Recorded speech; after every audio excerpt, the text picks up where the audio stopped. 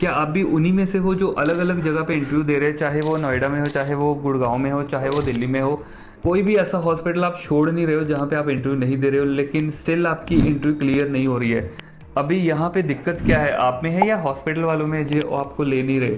मैंने इंटरव्यू तो दी है, मैंने मेरी इंटरव्यू बहुत अच्छी गई है, मैंने उनके हर क्वेश्चन का आंसर दिया, उन्होंने जो पूछा मैंने बताया, लेकिन फिर भी पता नहीं क्यों मुझे वो हायर नहीं कर रहे। शायद मैं लड़का हूँ इसलिए मुझे हायर नहीं कर रहे, या फिर उनको स्टाफ चाहिए नहीं इसलिए हायर नहीं कर रहे, या फिर मुझे लगता है कि दिल्ली में नर्सिंग स्टाफ की जरूरत ही नहीं है मेल की। तो बहुत सारे चीज़ें आपके दिमाग में अगर आती रहती है तो मे बी आपको भी यही लगता हो कि यार वहाँ पे हायर तो कर नहीं रहे, कुछ फ़ायदा नहीं है ना। मैं अपनी वीडियो में अगर बोलता रहता हूँ तो आप ये सोच सकते हो शायद कि यहाँ पे वैकेंसी नहीं है, बट ये आपकी जो सोच है बिल्कुल गलत है, क्योंकि बहुत सारे मेरे स्टूडेंट हैं जो अभी रिसेंट में हॉस्पिटल में जाके इंटरव्यू दे रहे हैं, क्लियर भी कर रहे हैं, और अभी उन सब के रिव्यू मैं जरूर डाला करूँगा साथ में इंस्टाग्राम पे और यूट्यूब पे, आपको थोड़ा सा उनको देख के पता चले दिल्ली में स्टूडेंट्स को ले रहे हैं।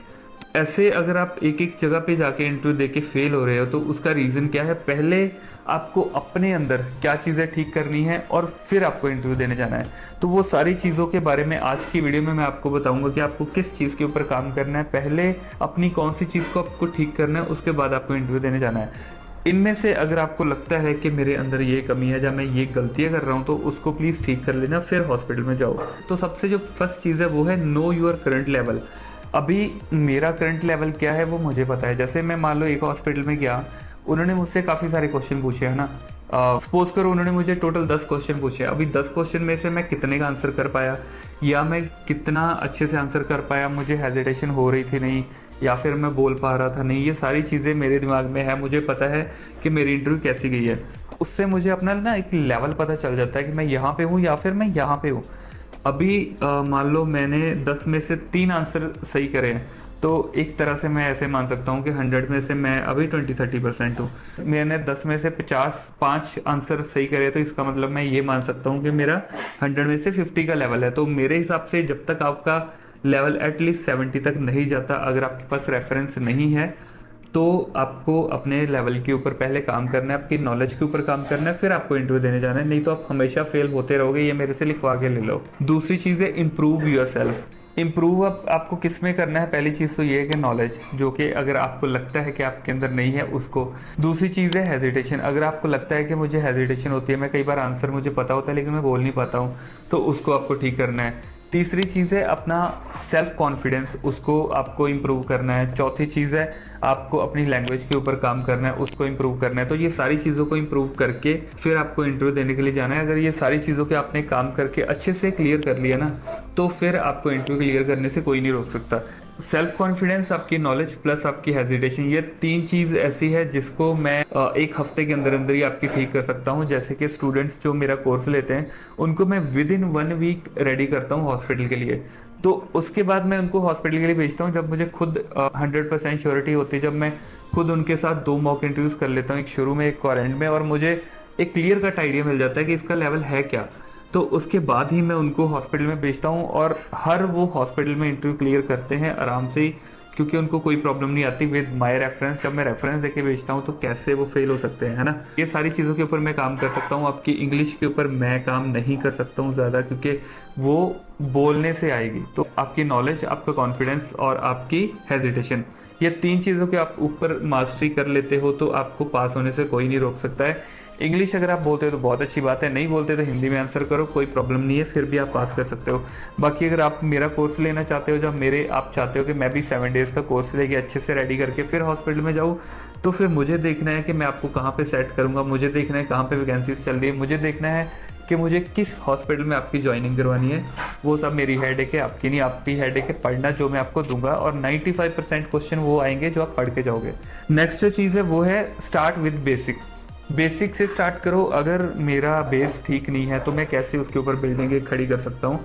तो पहले मुझे अपना बेसिक ठीक करना है, चाहे वो नॉर्मल, बिल्कुल नॉर्मल क्वेश्चन है, वाइटल साइंस हो गए, हाई रिस्क मेडिसिन हो गई, है ना, प्रोटोकॉल्स हो गए हॉस्पिटल के, आरबीएस, हाइपोग्लाइसीमिया, और ये सारी चीज़ें, मतलब जितने छोटे छोटे क्वेश्चन हैं, शॉर्ट चीज़ें हैं, वो सारी चीज़ों को पहले मुझे क्लियर करना है। अगर मेरा लेवल मुझे पता है कि डाउन है, ठीक है। उसके बाद आप एडवांस लेवल पे जा सकते हो, एडवांस लेवल की पढ़ाई कर सकते हो या एडवांस लेवल की नॉलेज ले सकते हो। अगर आपको एक्सपीरियंस है 1 2 3 साल का, तो आपसे एक्सपेक्ट करते हैं वो कि आपको हर चीज़ की नॉलेज होनी चाहिए, है ना। फ्रेशर को नहीं नॉलेज है तो कोई बात नहीं, चलेगा, लेकिन एक्सपीरियंस वाले बंदे हो गए, अगर आपको नॉलेज नहीं है तो कैसे होगा बताओ, है ना। तो नॉलेज बहुत ज़रूरी है, तो अपने बेसिक को क्लियर करो फिर एडवांस पे जाओ।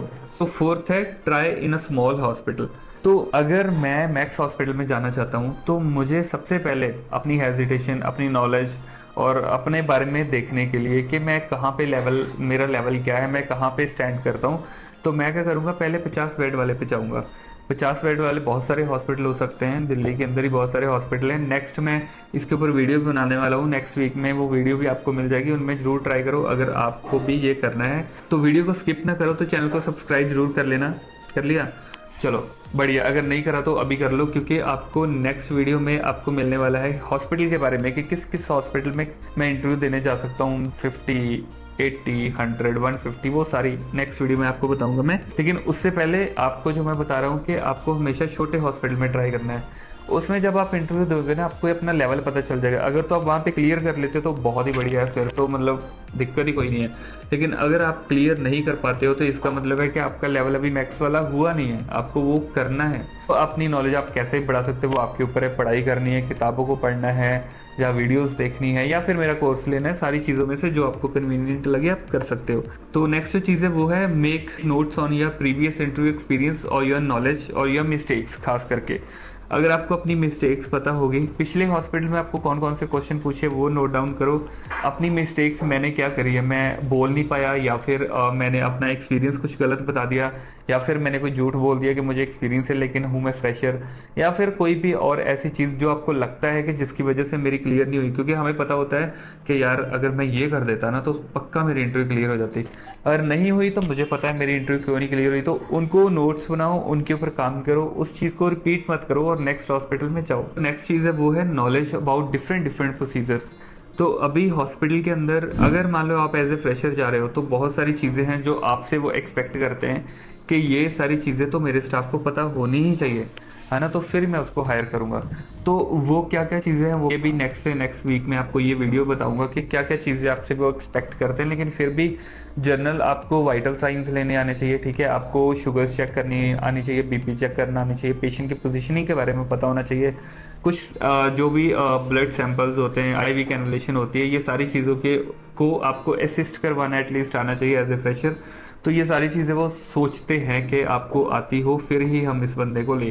तो ये चीज़ आपको जरूर ध्यान रखनी है कि जितने भी प्रोसीजर्स के बारे में आप जान सकते हो जानो, वीडियोस देखनी है वीडियोस देखो, अपने सीनियर से पूछना है उससे पूछो, जिससे भी आपको पूछना है, लेकिन एटलीस्ट कुछ प्रोसीजर्स के बारे में आपको जरूर पता होना चाहिए।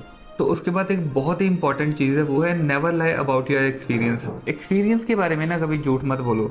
बोलना है बोल सकते हो, उसकी भी कंडीशंस होती है वो मैं आपको बताता हूँ क्या है। लेकिन जो मेन चीज़ होती है ना, देखो एक्सपीरियंस के बारे में अगर आप झूठ बोलते हो सबसे पहले आपको कैसे पकड़ सकते हैं, मैक्स जैसे हॉस्पिटल में जाके तो ये बहुत ही कॉमन होता है। वो आपको पूछेंगे आपको कितना एक्सपीरियंस है, आपने बोला मुझे 1 साल का है, क्यों बोला कि मेरी थोड़ी सी सैलरी बढ़ जाएगी। अभी वो क्या करेंगे, वो बोलेंगे किसी 3 बंदों का नंबर दे दो, अपने सुपरवाइजर का, अपने एचआर का और अपनी जो भी मतलब नर्सिंग सुपरिटेंडेंट थी या डीएनएस जिसका भी आपको देना है। अभी आप 3 जनों के नंबर दे रहे हो उनको, हो सकता है आपने तीनों को फंसा लिया हो कि यार ऐसे बोल देना किसी का कॉल आएगा। तो पहले को कॉल करा उन्होंने बोल दिया हाँ भाई इस बंदे ने काम करा, दूसरे को करा हो सकता है उसने बोल दिया, तीसरे को करा हो सकता है उसने भी बोल दिया। तो पॉसिबिलिटी उसकी 5% तक ही है कि तीनों ही आपको सही मिल जाएं और वो ऐसे बोल भी दे कि इसने 1 साल काम किया है। फिर वो क्या करते हैं, वो एचआर को मेल करते हैं या फिर एचआर में कॉल करके कंफर्म करते हैं और आपका डेटा मंगवाते हैं, जो आपकी फाइल बनती है उसके बेसिस पे आपका एक सर्टिफिकेट वो मंगवाते हैं। उनकी तरफ से वो पूछते हैं कि हमें इस बंदा जो यहाँ पे इस नाम से जिसने काम करा है उसकी डिटेल पूरी चाहिए और उसका करैक्टर चाहिए कि कैसा वो करैक्टर्स था, उसने कितनी गलतियाँ करी, क्या क्या मिस्टेक्स करी उसके बारे में। तो वहाँ पे आपका पकड़े जाने का जो चांसेस है वो 100% तक चले जाता है। तो कोशिश करो ये झूठ मत बोलो। फिर भी अगर आप आपको ऐसा लगता है कि फ्रेशर को मना करते हैं, तो एटलीस्ट 6 to 7 8 9 मंथ का एक्सपीरियंस आप बोल सकते हो। 8 से ऊपर मत जाओ, 6 से नीचे मत आओ।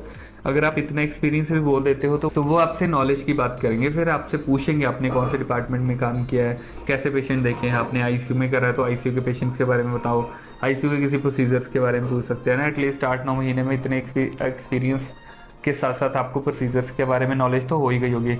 अब यहाँ पे आप पकड़े जाओगे अगर आपको बिल्कुल नॉलेज नहीं है, क्योंकि अगर आप बिल्कुल ही फ्रेशर हो, आपको मतलब नर्सिंग के बारे में आपने नर्सिंग तो कर ली लेकिन उसके अंदर की टेक्निकलिटी या फिर आपने आईसीयू का एक्सपीरियंस तो बोल दिया लेकिन आपको आइडिया ही नहीं है उसके बारे में, तो वहाँ पे आप पकड़े जाओगे और वो आपको डायरेक्ट मना कर देंगे। उससे अच्छा आप फ्रेशर बोल दो तो ज़्यादा चांस है कि वो आपको ले लें, लेकिन अगर ऐसा आप करो काम तो फिर वो 100% लिखवा के ले लो, वो मना करेंगे। तो एक्सपीरियंस बताने के लिए भी आपको नॉलेज होनी चाहिए। नॉलेज के लिए आप मेरा कोर्स ले सकते हो। कोर्स के दौरान आपको मैं बिल्कुल 7 डेज़ के अंदर अंदर रेडी करके हॉस्पिटल में भेज दूंगा। आप उनको तो 8 महीने बोलोगे, लेकिन जब वो आपकी इंटरव्यू लेंगे उनको ऐसे लगेगा कि ये बंदा झूठ बोल रहा है, क्योंकि नॉलेज तो इसके 3-4 साल एक्सपीरियंस वाले बंदे जितनी, और ये बोला मुझे 8 ही महीने का एक्सपीरियंस है। तो ये चीज़ एक पॉजिटिव इम्पैक्ट छोड़ेगी आपके ऊपर और डेफिनेटली 100% वो आपको हायर करेंगे, क्योंकि उनको ऐसे बंदे चाहिए जिसको नॉलेज हो, ना कि ऐसे बंदे चाहिए जिसको बहुत ज़्यादा काम आता है, क्योंकि आपकी नॉलेज शो करेगी कैसे हो बंदे, है ना। वहाँ पे आप ये तो नहीं बोलेंगे कि मैडम मुझे बहुत एक्सपीरियंस है, लाओ अपना हाथ दो मैं कैनवा लगा के दिखाता हूँ, है ना। तो वो आपसे क्वेश्चन पूछेंगे, उसके आंसर आपको करने हैं, ना कि आपको प्रैक्टिकल करके दिखाना है। इंटरव्यू क्लियर करने के लिए आप मेरा कोर्स ज्वाइन कर सकते हो, आराम से आपकी इंटरव्यू क्लियर हो जाएगी, कोई प्रॉब्लम नहीं है। बाकी ये सारी चीज़ों को आपको इग्नोर करना है। बार बार हॉस्पिटल में इंटरव्यू देने मत जाओ जब तक आप रेडी नहीं हो, क्योंकि बार बार हॉस्पिटल में जाओगे नेगेटिव हो जाओगे। उसके बाद आपको इंटरव्यू देना एक इतना बड़ा हवा लगेगा कि आप दे ही नहीं पाओगे। आपका लगेगा एचआर में एंटर करते ही आपकी दिल की जो धड़कन है ना वो ऐसे बढ़ेगी कि आप सोचोगे कि छोड़ यार आज नहीं, फिर कभी चलेगी, वापस आ जाता हूँ। तो मैंने ऐसे स्टूडेंट देखे हैं, इसलिए मैं आपको बोल रहा हूँ अपने एक्सपीरियंस से, ठीक है। तो ये चीज़ें अपनी ठीक करो, इन चीज़ों के ऊपर काम करो, डेफिनेटली आप इंटरव्यू क्लियर करोगे आराम से। बाकी चैनल को सब्सक्राइब जरूर कर लेना, क्योंकि बहुत सारी वीडियोस इस चैनल पे नर्सिंग के रिगार्डिंग आपको मिलती रहेंगी। तो हम मिलते हैं नेक्स्ट वीडियो में, तब तक के लिए बाय बाय।